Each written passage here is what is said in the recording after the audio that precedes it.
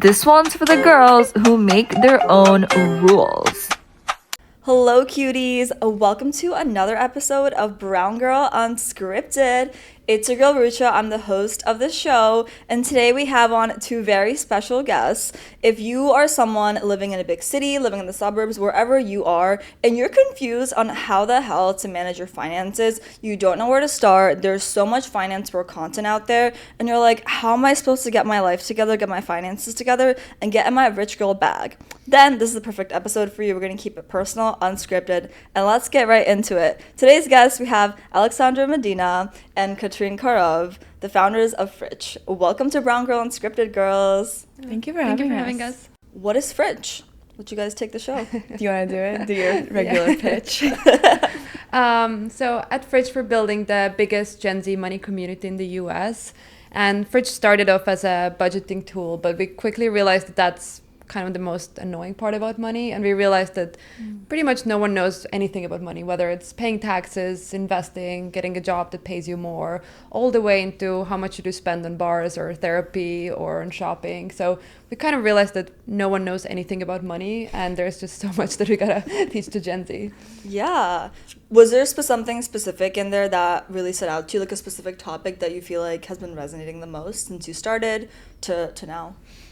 I think it's an interesting question. I feel like we started really kind of building it for ourselves because we started so young. So I think as we grew up, the business grew with us. The topics have also changed for sure. So that's I think that's kind of somewhat of an answer. But the other part is I do think that we started the company back in 2021. So if you think about what has happened since 2021 to 2025, yeah. there's a lot to cover and a lot of anxiety when it comes to just like your trust that your future is somewhat set. Yeah. So you think as we are catering to the younger generation, the topics might change, but I think that the underlying emotion is like, can I feel confident about my future? So, going through like COVID, going through, all these political changes, going through like environmental disasters, all these things, we're just trying to kind of tie it all back to make sure that like you feel financially confident about your future, to like start actually building up your life and not drown in all the stresses that come with everything that's happening. Yeah, and I mean, I know tax season also just passed, so like that must have been a lot. Like, how was it navigating stuff on the FRICH side, like with tax season being there? Like, did that impact how you were doing like your marketing, or like how did that go? I mean, I think that doesn't really change much. I think people love leaving things to the last minute, so obviously come April we're like, hey guys, just a reminder, you have taxes. Yep. But I think we always try to kind of tie it all back together to like being forward thinking, not stressing out about things just because you have to stress about it. But of course, like when we take all these financial topics, I think bread and butter is that we assume that just like us when we were younger, you're starting from zero. Like you don't really get what you're doing. So we're really trying to like lead you through it super, super step by step, no jargon, like just being like, okay, let's get through this together. When you first started, what was the number one thing that kind of helped you stay connected to your story, but also to like your consumer? I think one of the things we did like a lot in the early days was actually talking to like students, talking to recent graduates, like understanding like what are their money problems, like showing our product iterations to them. So I feel like, I don't know, I think that was one part that I think we did pretty well from like day one. Maybe we didn't listen to their advice as much in the early days, but I feel like we were like having a lot of those chats. But I don't know if there's anything else. I mean, I kind of feel like what helped a lot was who we were as people as well. Mm-hmm. Like, this was our first time building a company. None of us, like, are finance majors, like, finance, like, PhDs. So we're really kind of solving it human to human and not assuming that we know the answer. So I feel like that part of iterating the product, iterating problem, assuming that we don't know what's right, that kind of also opened up us to receive feedback that was maybe negative or feedback that was highly suggesting we should try something else. So I So I feel like that kind of humbling starting point of realizing that, like, okay, I'm new to this industry as well, actually served us as a plus. Yeah. So how did you navigate that though? Like being told that you should do something else? Like what was that? Because I mean, I've definitely heard that a lot. You shouldn't do this. Yeah. How do you, like, for you guys, you were building a community, right? For people like yourselves and people younger, etc. Like how did you just keep that faith that no, this is needed, we need to keep going? Like what was the kind of marker of that? Yeah, I mean, I feel like now thinking back, like we tried to build something in fintech without background in finance or tech. I'm honestly logical. I'm like, the people who told us we shouldn't do it, I'm like, they had a point, you know. It was like, but you did it. Yeah. So thinking back, I'm like, maybe they weren't that wrong. But I do think that, like, a couple things that we did. So we started like bringing on quite a few advisors, and I think for like anyone building something, like bringing in people who've already done something that you're trying to do, whether it was successful or not. Actually, I feel like some really good conversations were with another founder who had tried to build something similar to us and who failed. And I think like learning what didn't work for him. Again, we didn't listen, but like thinking back, he was right all along. So I think bringing advisors like really helped us like catch up with the industry. I think just becoming experts pretty fast. I feel like knowing the data, knowing really what's happening in the market. Like I really felt like even maybe after the first 6 to 12 months, like we were pretty comfortable in the industry already. And then I think lastly what Aleksandra said, like the fact that we were not like a bunch of like finance bros building it, like gave us like a unique brand, gave us a unique point of view. And I think that ultimately made FRICH successful as well. Yeah, I love that. But okay, so tell me about FRICH though. Like you said, it's a community, but like what is in that community? Yeah. Like if someone wants to get their finances together, they feel lost in our audience. Like how can they benefit from FRICH? Like what would be the value prop? Yeah, so I would say FRICH offers two things. So first we have the peer comparison. So you can see how do you compare to people just like us? So like if you're, I don't know, someone in your 20s, you live in New York, for example, like what are other people in their 20s in New York doing? How much are they saving? How much are they investing? How much are they spending? So we first give you those insights. Yeah. And then I think another thing that we do really well is give actually like actionable steps, like now what? Like if you want to start investing, if you want to understand what's a 401k, like what should you actually do? Like what are the next actionable steps? And I feel like there's so much kind of like, I don't know, very fluffy advice out there for finances, but I think people really want step-by-step guidance, like step one, turn on your computer, you know, step two, like go to the investment site, like start doing it. So I think breaking things down like step by step is something that FRICH does really well. I love that. I really like the peer-to-peer comparison thing because I think like just among like community members, when you're figuring out finances, you're like, oh, like, well, what are you doing? So it's like, I feel like that feature really helps with that. What kind of, when you first, like the type of peer-to-peer comparison that's there right now, is that what was there when you like first launched that feature? Has it evolved like over time, or like what does that look like? It's definitely evolved. But to your earlier question about, you know, people asking you or telling you to change things, do different things, I think that is one thing that we stood our ground. We were like, actually, it is okay to talk about money. This should not be a taboo topic, and we think it's super important to be transparent about these things. So it was like one thing that we stayed really true to ourselves, but obviously like the way it looks, it feels, is being delivered to the person, to the user, has changed over time. And I think it is still, I would say, like a bit of an uphill battle for us every day to break the kind of negative connotation the word comparison has. Obviously, we all kind of live in this world of negative social media comparison, feeling like, you know, for a good reason, there's a lot of talk out there about, you know, comparison harming us, harming our mental health. But that being said, I do think that the problem with comparison in today's world is that it's unrealistic comparison, right? Like we're sitting at home at our worst, looking at someone else's best. Yeah. But what FRICH does really well is that it's just, you literally connect your bank account. There's nothing you can hide. There's no best or worst. It's just the truth, right? And the truth is that like half of us are going to be a little bit better than the average and half of us are going to be a little worse than the average. Yeah. But for most of us, we're going to be like, we're just going to be fine. And I think that's something that is important for young people, is just to understand like, where am I? Like, what's my benchmark? Am I doing okay? Is it all red flags everywhere? Or is it just like one tiny red flag that I had to focus on? So I think giving that early on benchmark of just like kind of like a vibe check. Like, Yeah, this is how I you're like doing. that. You might be seeing everyone going to like fancy brunches every other weekend, but like, yeah, they're in a lot of credit card debt. So like, do you really want that? Literally. Right? So like, Yeah. being like actually kind of like looking under the cover and being like, okay, this is how you're doing. This is how everyone else is doing. You're probably okay. But here are things you can do to get ahead and to set yourself up for success. Yeah, that's really interesting. So it kind of sounds like you're kind of taking comparison and like flipping it on its butt, because it's like it can be a good thing, because sometimes like I can speak for myself, like when I was in my early 20s, like I would think like I would look at like one small red flag and then look at it like, oh my god, like I'm failing, but then like really like I wasn't. It was just that like there was one thing I fixed. And I think that like people who are like spiraling like that or even overthinking through their finances, I feel like that's really helpful with that. And like I know you guys have had like a few events, but like when you do have events for FRICH, like how has that been like talking to your community and your people?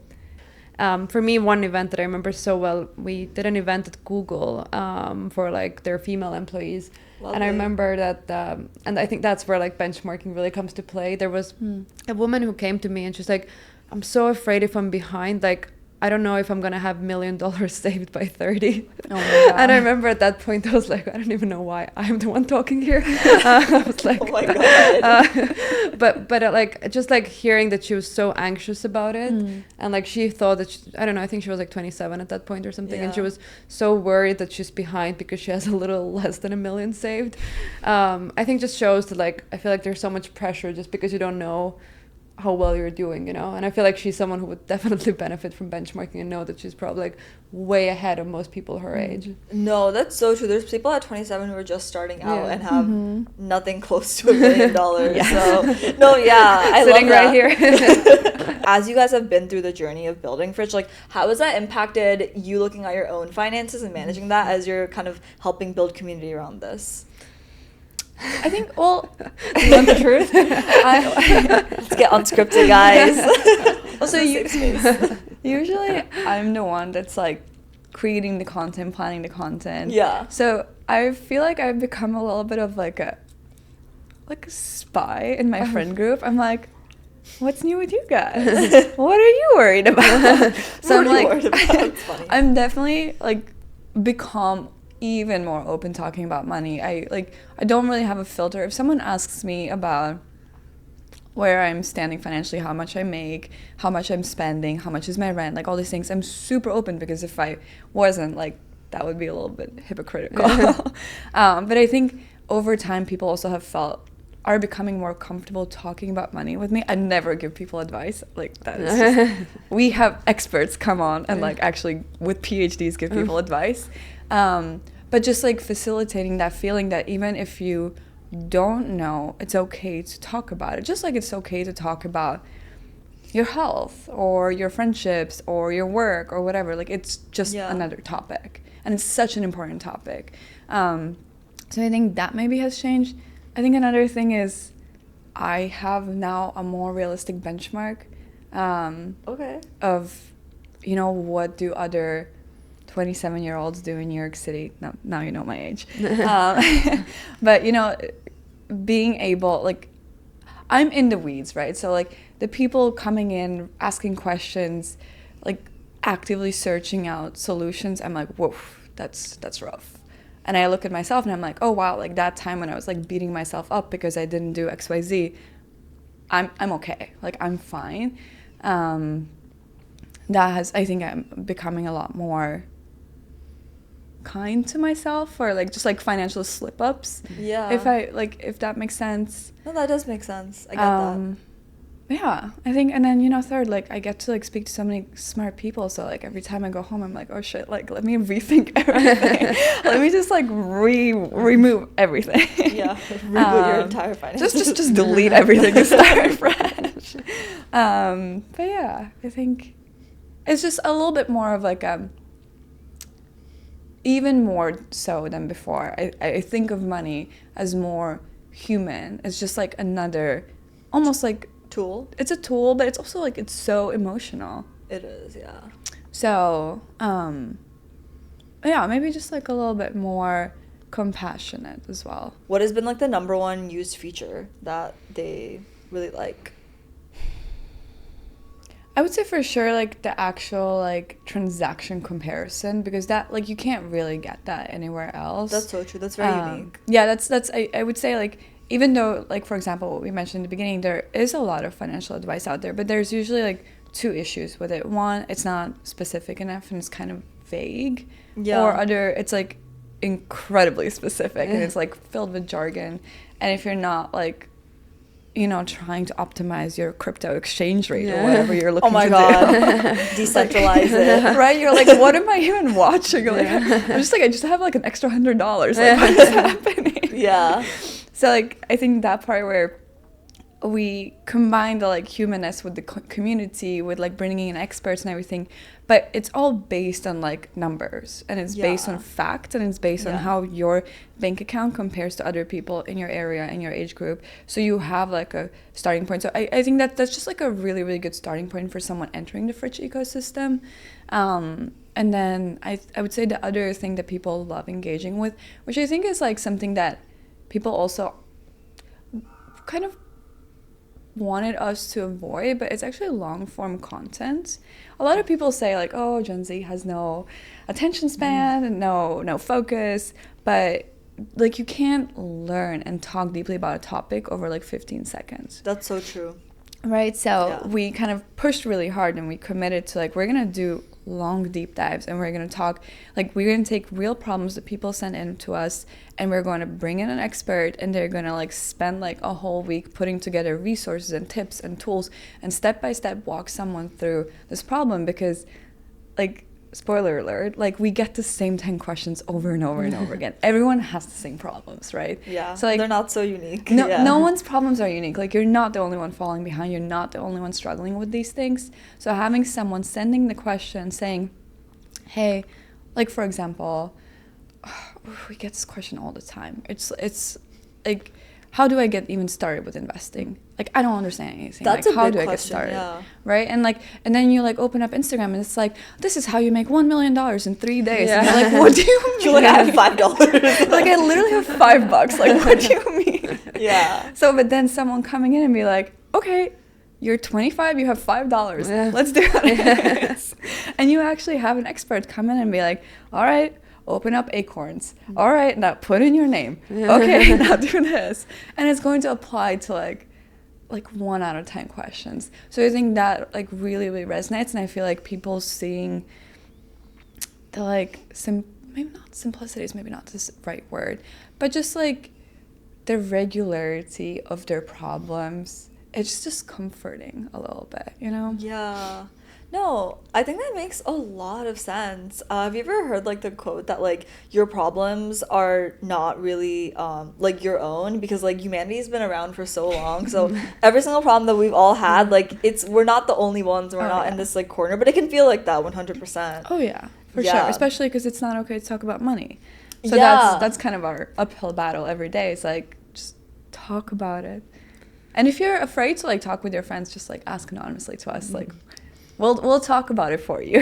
No, 100%. I really like that, and I really like what, like, you guys have both talked about when it comes to just being really transparent and, like, not, like, holding yourself back because of something. And I know in one of our earlier convos, we actually, like, we were, like, talking about, when we, like, first connected, we were talking about how sometimes it can be a self-fulfilling prophecy, especially for, like a female audience that wants to get ahead in their finances. Like, if you're like, oh, well, like, but I'm a woman, but, like, XYZ in my family, but all these 1,000 things. And I want to get more into that, especially when it comes to, like, the fundraising process, and, like, what has that been like for you guys, on whoever wants to answer? I know you wanted to talk more about I feel like this is gonna be, like, the unscripted part. Yeah, no, I feel like, I mean, for us, fundraising was, like, brutal, like, absolutely brutal.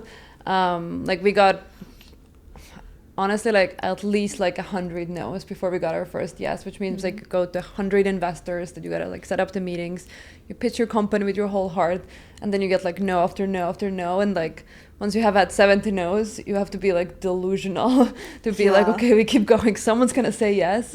And it's funny, again, I think this is a place where I wish there would be more benchmarking, because now being in the community, I know that it's normal. Like, most startups, like, even Canva got over 100 no's before they raised a round. I was just gonna say that, yeah. But, like, I didn't know that it's normal. I somehow assumed that, like, I'm gonna chat with, like, 3 investors and it just gonna be fine. I get it. So I think that was like a big learning, that it's kind of like an endurance game. Like you're kind of like running a marathon. You just gotta keep going, and it really is a numbers game. You just keep like honing in on your pitch. Maybe more like Iron Man. Yeah, true. Marathon is too easy for that. And you know, I don't know.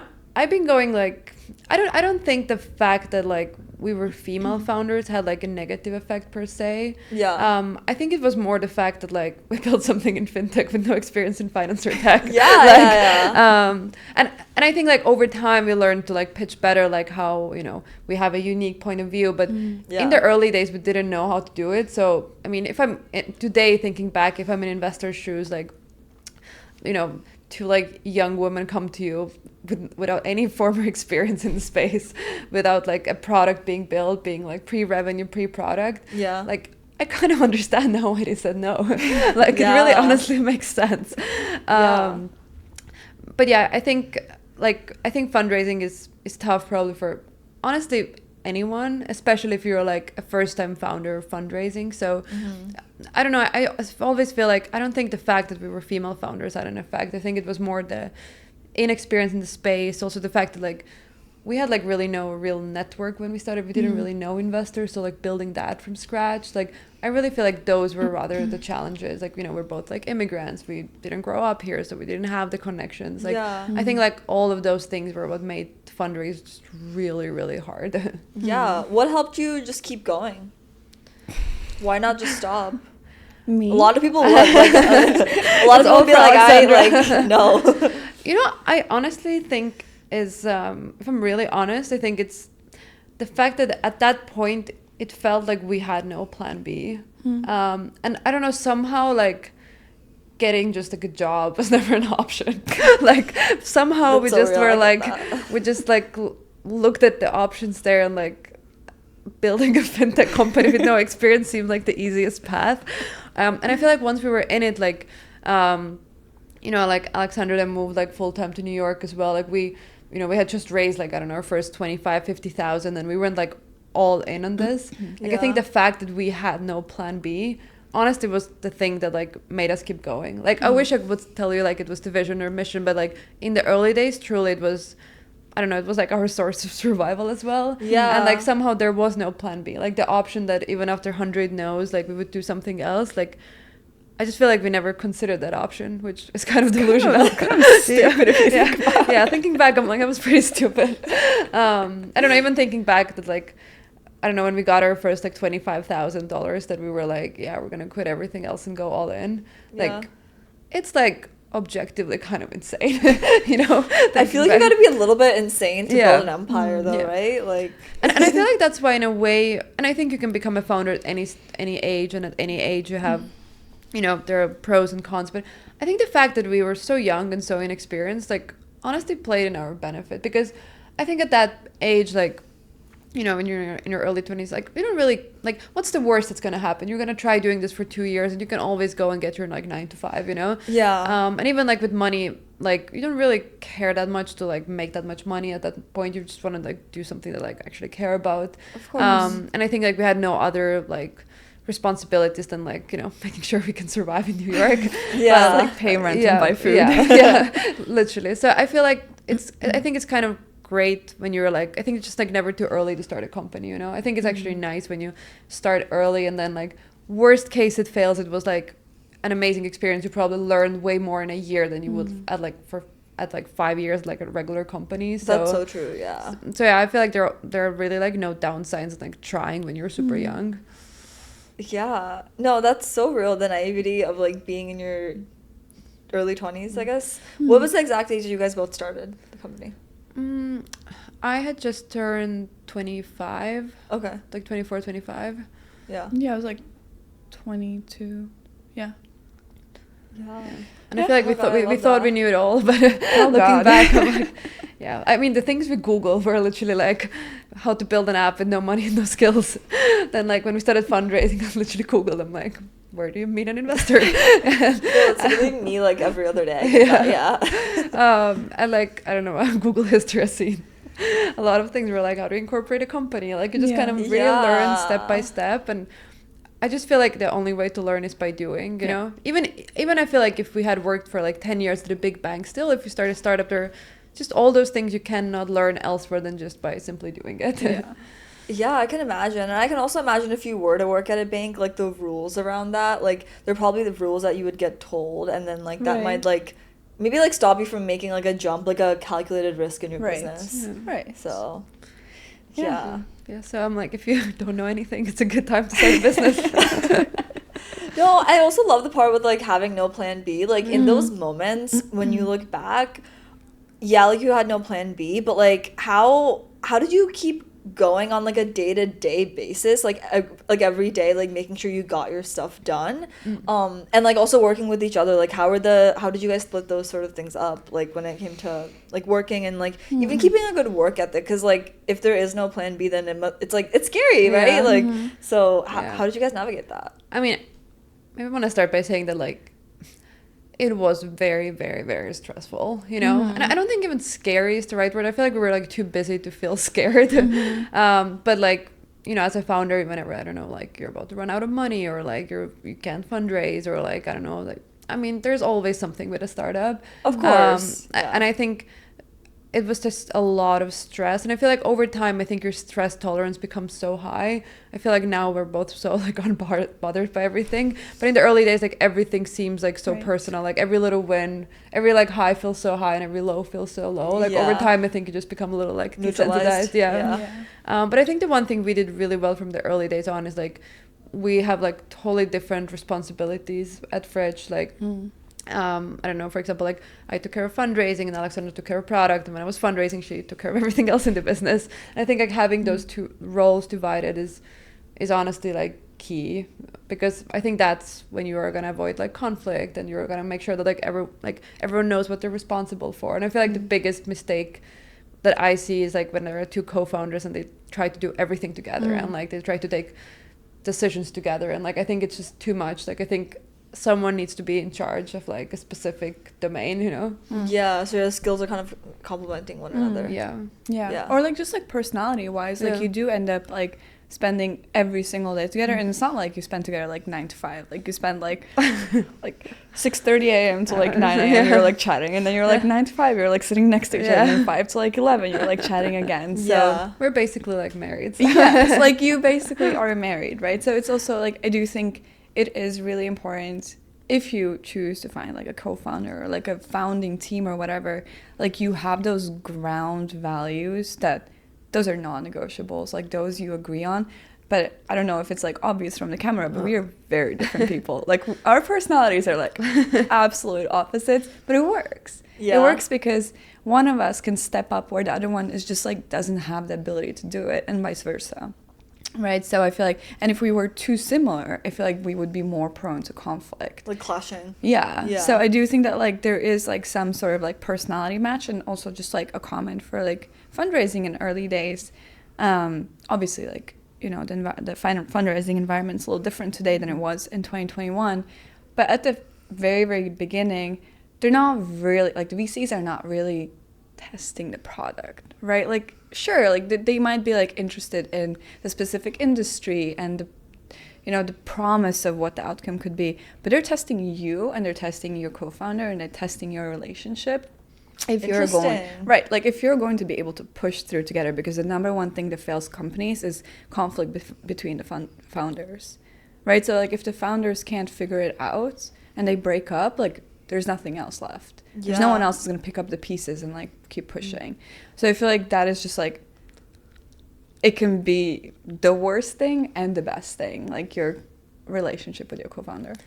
And I think like, I don't know, for like anyone who's listening to this and like is thinking of bringing on a co-founder or starting a company, like I think having like hard conversations early, I think is crucial. Like dividing up like equity, right? Like who has what type of shares, like who has what type of roles, like responsibilities. Like I think figuring that out before raising money, I think is absolutely crucial. And like investors will respect that, but most importantly, like you just want to have that sorted before. Because I think especially with like equity split, it's like, you know, I feel like if you wait too long into the journey, like everyone's going to feel like they deserve the most equity, you know. And the same also with like early team members. Like I think you just want to have all those hard conversations like really as early as possible. Like I remember it felt silly that we were like dividing shares of a company that didn't exist yet. Like I remember thinking that this is kind of stupid, but like now looking back, I think it was like such a smart decision. Yeah, I just did that recently.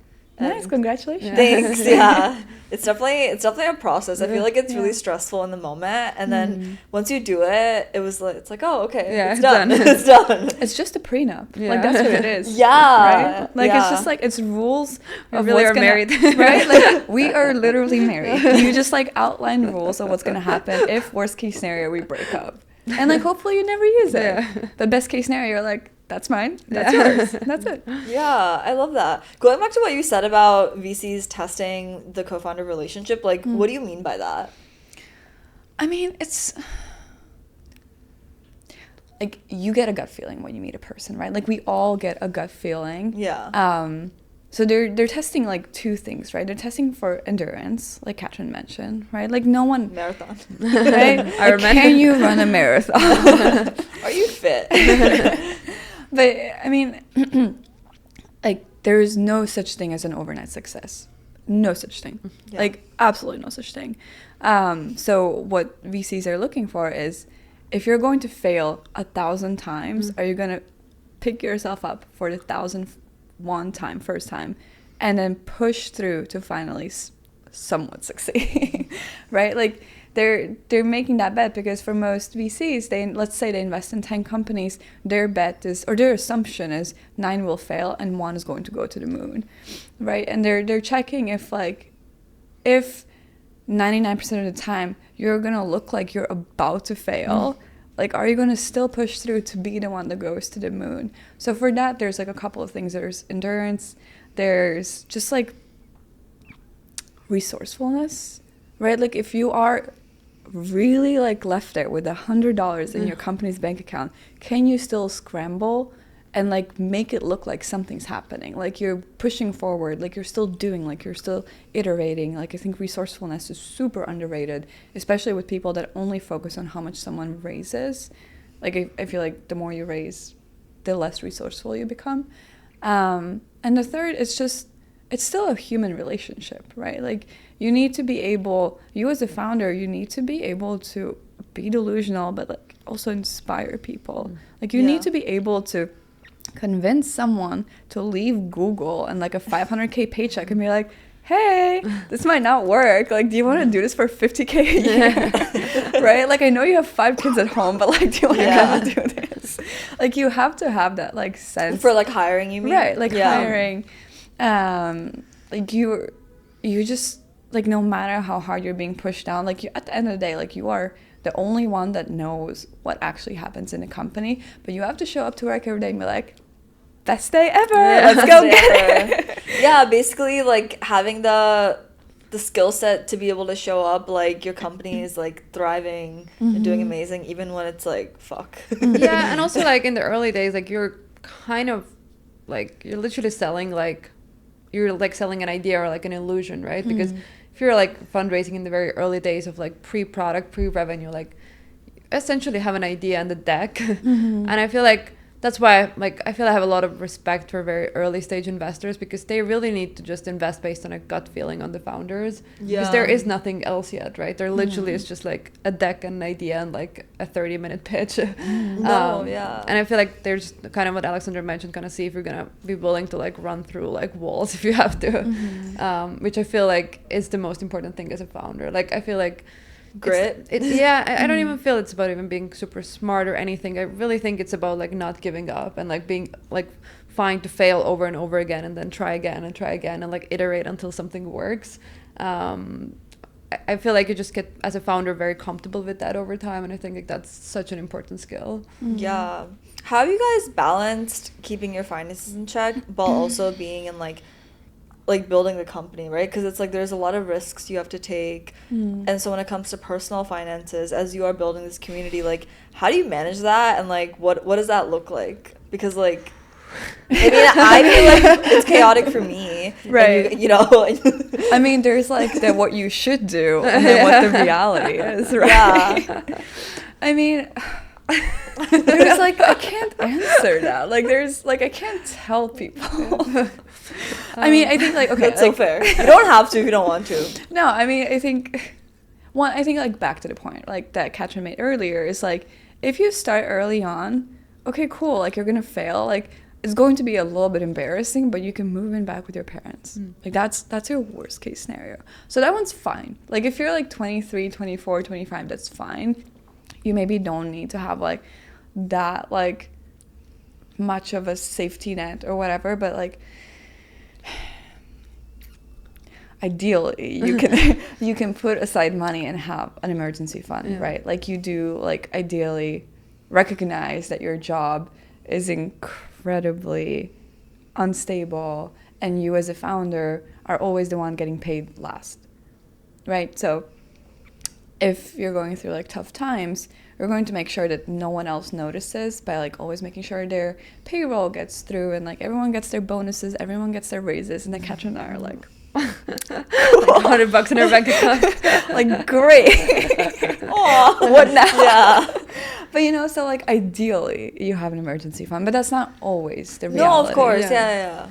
And you know, I also feel like I think there are gonna be moments when I don't know, you have to do kind of objectively very stupid things to keep the company going. Like I feel like we've had moments, especially in the early days, like of putting all of our like own savings in to make sure that we can keep the payroll going, you know, which like I don't know, I feel like objectively putting all your money into this like little illusion that you have that's not a real company, it's kind of crazy. But I do think like as a founder, sometimes you just have to do like whatever it takes to make sure that the company doesn't sink, you know. And I think like so many founders go through that of putting their personal money in, like actually not being in a great personal finance situation, which I know is ironic because that's what we're building.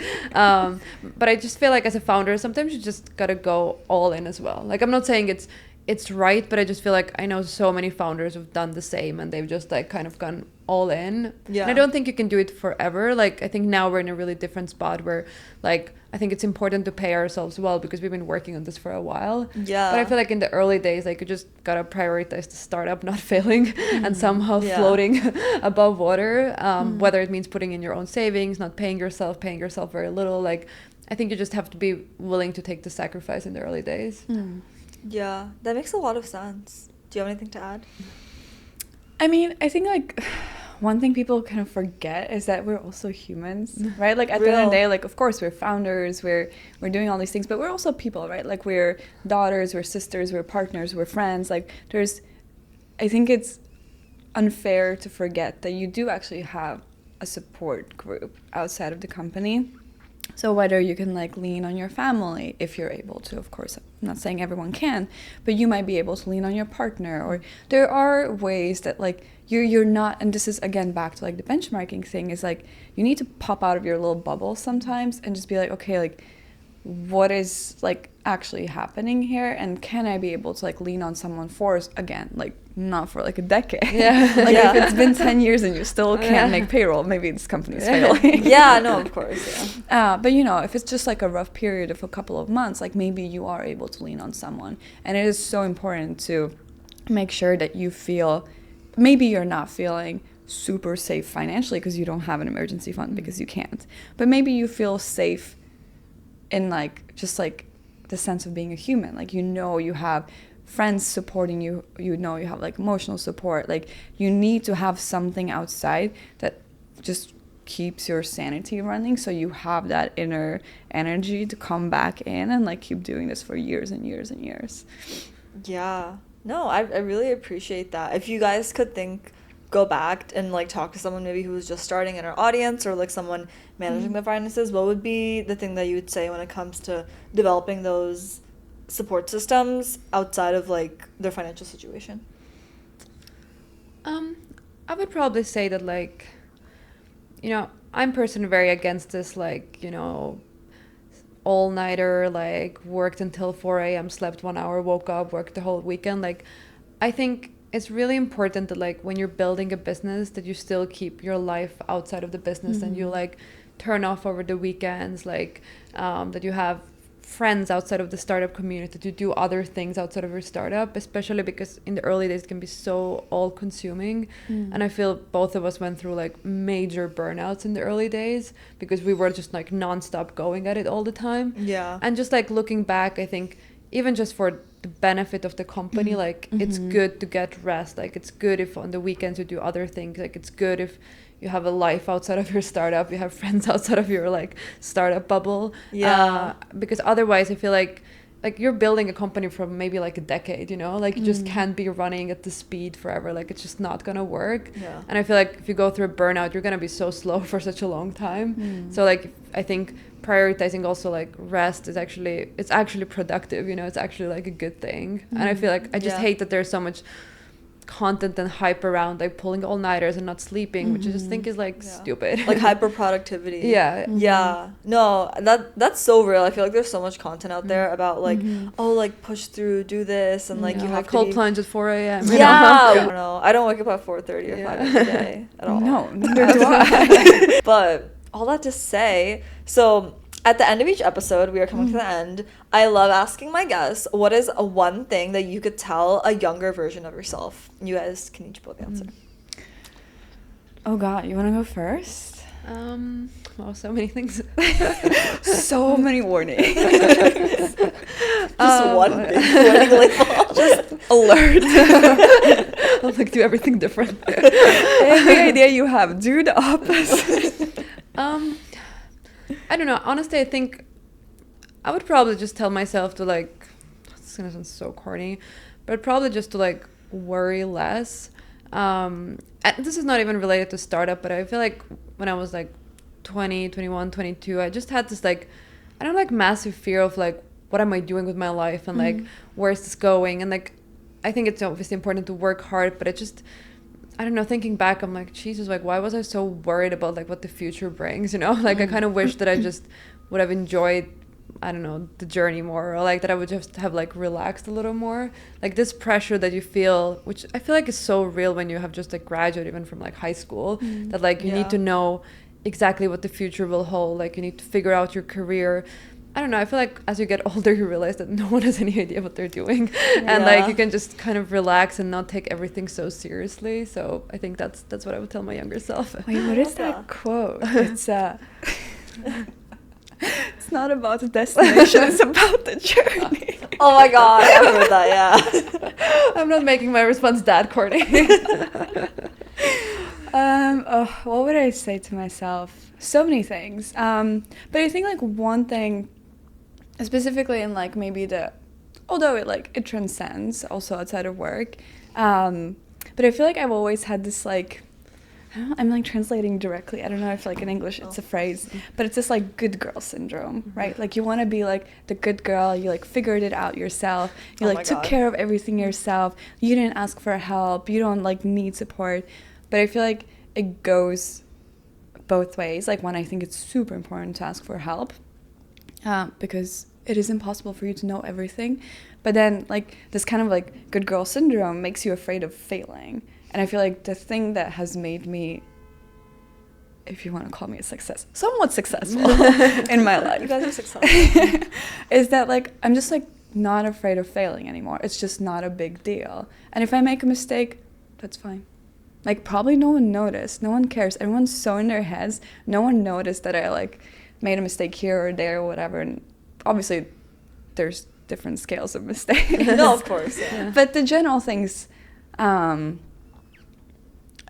just not a big deal, and you shouldn't be afraid of one, admitting that you can't figure something out yourself, or admitting that you made a mistake or you failed. Just go out and ask help and like let people help you. I think that would have saved me so much time, so much stress, so much like internal turmoil of being like, no, like this must be me. I have to figure this out by myself, or it never happened, or it wasn't my idea, or whatever. Like, just gotta let it go. Yeah, I love that. I feel like so many people can relate to that. Y'all hear that? Listen to that. Just destroy your good girl syndrome. Yeah, okay, put it away. Get rid of it. Right, yeah. Well, I had such a good time talking to you guys. I love the energy. I can already tell you guys are like there are people that take things lightly. Just like how much you're laughing and like I don't know. It's a good vibe. We're desensitized. I told you. Compartmentalization. Delusion. Delusion. I love that. Well, thank you for coming on. And to our beautiful audience, make sure you guys rate the podcast episode. Let me know what you guys thought. And also, if you guys want to see shorter clips of this, make sure you go and subscribe to YouTube, Instagram, and TikTok. And I'll see you guys in the next episode. Thank you guys for coming on. Thank you for having us. Bye.